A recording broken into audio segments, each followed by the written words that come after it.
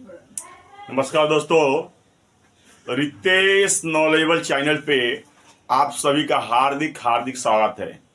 तो आज मैं आपको बताऊंगा कि बिहार में आप लोगों ने जो देखा होगा कि ऐसी ज़मीनें हैं, बहुत लोग 10 साल 20 साल 50 साल से ज़मीन का रजिस्ट्री करा रखे हैं, लेकिन उनका दाखिल खारिज अभी तक नहीं हुआ है। बिहार में बहुत ऐसी ज़मीन मिलेंगी, आपको 50% ज़मीनें मिल जाएंगी जहाँ के लोगों ने दाखिल खारिज करवाया ही नहीं है, केवल ज़मीन की रजिस्ट्री करवाए हैं। तो अभी हमारे पास बहुत भर भर के कमेंट आ रहे हैं कि ऐसे ज़मीनों का दाखिल खारिज करने का प्रोसेस क्या है, जिनका काफ़ी लंबा समय हो गया है, रजिस्ट्री कराए हुए लंबा समय हो गया है। अब जो सर्वे आ रहा है तो उसमें दाखिल खारिज कराने की जो प्रक्रिया है, मतलब इसमें अब क्या होगा, कैसे हम लोग दाखिल खारिज कराएं। तो इसी टॉपिक पर मैं वीडियो लाया हूं। मैं जो भी वीडियो लाता हूं, अक्सर मैं प्रयास करता हूं कि आपके कमेंट के ऊपर लाऊं, आपके कमेंट का जवाब देने का मैं ऐसे प्रयास करता हूं। और अगर मैं वीडियो किसी का कमेंट का नहीं बना पाया तो ये मत सोचिएगा कि मैं आपका वीडियो नहीं बनाऊंगा। हाँ, ये जरूर हो सकता है कि लेट हो सकता है, लेकिन ऐसा नहीं होगा कि मैं आपके कमेंट का जवाब नहीं दूंगा। आपके कमेंट का जवाब जरूर दूंगा, और जो आपका कमेंट का जवाब मैं वीडियो के माध्यम से देने का प्रयास करूंगा। और जिनका कमेंट का जवाब अगर मैं नहीं दे पाया हूं, उनके लिए मैं माफ़ी चाहता हूं। तो रितेश नॉलेजेबल चैनल को आप लोग लाइक करें, सब्सक्राइब करें और अपने दोस्तों में शेयर करें, क्योंकि मैं हमेशा मतलब ज्ञानवर्धक वीडियो लाता हूं, कुछ बताने का प्रयास करता हूं। तो जल्दी से मेरे चैनल का आप लाइक कर दें, बेल आइकन को दबा दें, सब्सक्राइब कर दें।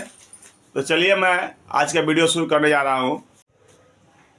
इसमें आपको कुछ प्रक्रिया जानना बहुत ज़रूरी है।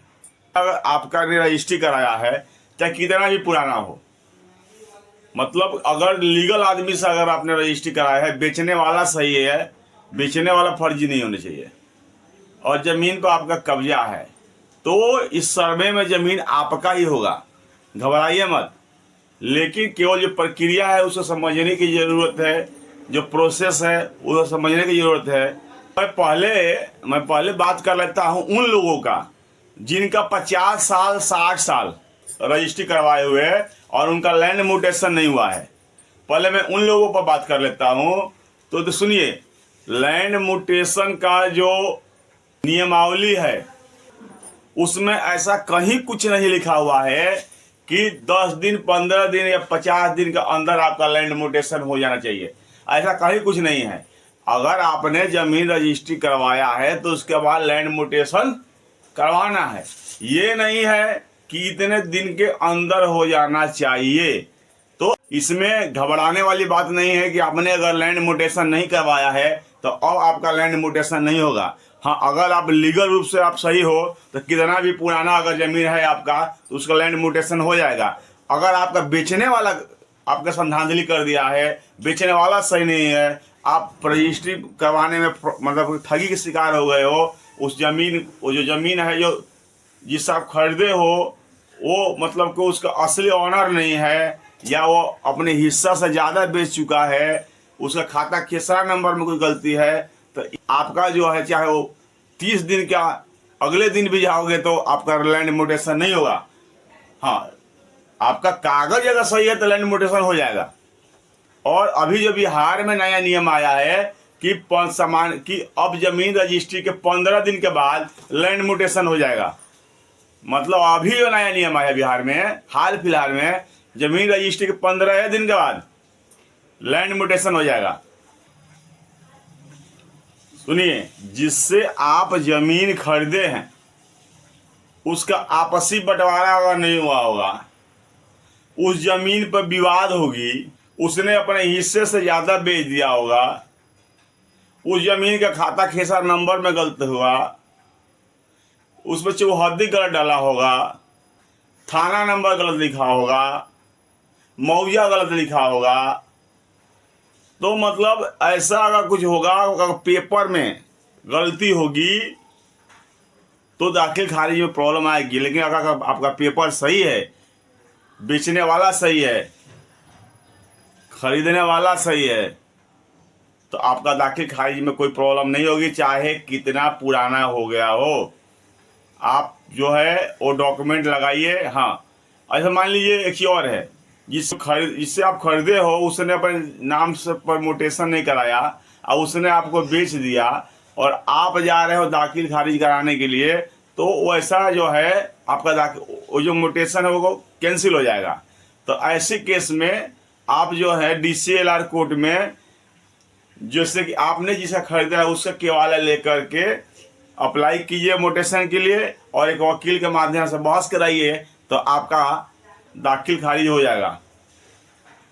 ये चीज़ समझना बहुत ज़रूरी है कि अगर आपने किसी से ज़मीन लिया और ऐसा कि आपका दाखिल खारिज नहीं हुआ है, वो ज़मीन विवादित है और दाखिल खारिज बार बार रिजेक्ट हो रहा है, तो इस सर्वे में क्या होगा? सुनिए, किया है मतलब रजिस्ट्री करवाया है, लेकिन दाखिल खारिज नहीं हो रहा है और ज़मीन पर कब्जा आपका है, तो सर्वे आपका हो जाएगा। सुनिए, लेकिन इसके लिए आपको वैलिड डॉक्यूमेंट देना पड़ेगा, आपको वैलिड डॉक्यूमेंट लगाना पड़ेगा। हाँ, कैफियत वाले कॉलम में, खतियान का कैफियत वाले कॉलम में जिसमें दखल कब्जा होता है कि ज़मीन कैसे है आपका, उसमें कैफियत वाले कॉलम में आपका नाम तो जरूर हो जाएगा और उस कैफियत वाले कॉलम में आपका नाम चढ़ जाएगा, कैफियत वाले कॉलम में आपका नाम चढ़ जाएगा। और जब खतियान जब बन जाएगा तो उसके बाद जो है आपका तो दाखिल खारिज हो जाएगा, लेकिन आपको वैलिड डॉक्यूमेंट लगाना पड़ेगा। सबसे महत्वपूर्ण बात मैं आपको बता दूं कि अगर अंचल से आपका दाखिल खारिज रिजेक्ट हो जा रहा है, तो आप DCLR कोर्ट में अप्लाई करें। हाँ, किस वजह से आपका कैंसिल हुआ है वो आप जान लें और जो लीगल डॉक्यूमेंट है अपने डॉक्यूमेंट को सही करके DCLR कोर्ट में अप्लाई करें और वहाँ से वो वकील के माध्यम से बहस कराएं। अगर वहाँ से भी अगर आपका रिजेक्ट हो जा रहा है तो ADM साहब के पास अप्लाई करें। तो प्रोसेस जो है आप अप्लाई कीजिए। हाँ, अगर ज़मीन, सुनिए मैं पहले बता रहा हूँ, आपका कागज़ में अगर झोल है, कागज़ में अगर झोल है तो दाखिल खारिज होने में प्रॉब्लम आएगी। बेचने वाला ही अगर गलत होगा, बेचने वाले के नाम पर ही जमाबंदी नहीं होगी, उस ज़मीन पर न्यायालय में मुकदमा चल रहा होगा, ऐसे ज़मीनों का दाखिल खारिज तो नहीं होगा। लेकिन अगर कागज़ फ्रेश है तो कितने दिन भी हो गया होगा तो दाखिल खारिज हो जाएगा। तो इसी के संग मैं वीडियो का समापन करने जा रहा हूँ, क्योंकि वीडियो काफ़ी लंबा हो गया है। अगर मेरा वीडियो आप लोगों को अच्छा लगा होगा तो इसको लाइक, सब्सक्राइब और शेयर कीजिएगा। नमस्कार।